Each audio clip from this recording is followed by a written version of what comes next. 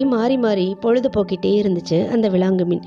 இந்த விலாங்கு மீனும் 2 இடங்களுக்கும் போய் அவங்க கொடுக்குற உணவுகள் எல்லாத்தையும் சாப்பிட்டுட்டு ரொம்ப சந்தோஷமா ஏரி முழுக்க சுத்தி சுத்தி வந்துகிட்டு இருந்துச்சு. அப்போ வெயில் காலமும் வந்துச்சு. ஏரியில இருக்க தண்ணி மேலும் வத்த தொடங்கிடுச்சு. ஏரியில இருக்க தண்ணீர் ரொம்ப சுருங்கி ஏரியே ரொம்ப சின்னதாயிடுச்சு. பாம்பு கூட்டமும் மீன் கூட்டமும் இருந்த இடம் இப்போ ரொம்ப சுருங்கி போயிடுச்சு. இப்படி நீர்நிலை வத்திக்கிட்டே போச்சு. ஒரு நாள் 2 கூட்டங்களும் ஒன்னோட இருப்பிடத்தை இன்னொன்று பார்க்குற அளவுக்கு நீர்நிலை வற்றி போயிடுச்சு. அப்போதான் அந்த மிலாங்கு மீன் பாம்பு இருக்க இடத்துல பாம்பு மாதிரியும் மீன்கள் இருக்க இடத்துல மீன் மாதிரியும் வேஷம் போடுறது இந்த 2 இனத்துக்கும் தெரிய வந்துச்சு. இந்த உண்மை தெரிஞ்ச பாம்புகளும் மீன்களும் அந்த விலாங்கு மீனை அடிக்க ஆரம்பிச்சிட்டாங்க. இப்போதான் அந்த விலாங்கு மீன் நான் பாம்பும் இல்லை மீனும் இல்லை, நான் ஒரு விலாங்கு அப்படின்னு கதறிச்சு. ஆனால் யாருமே அதை நம்பலை. விலாங்கு முதல்லையே உண்மையை சொல்லியிருக்கலாமோன்னு நினச்சி ரொம்ப வருத்தப்பட்டுச்சு.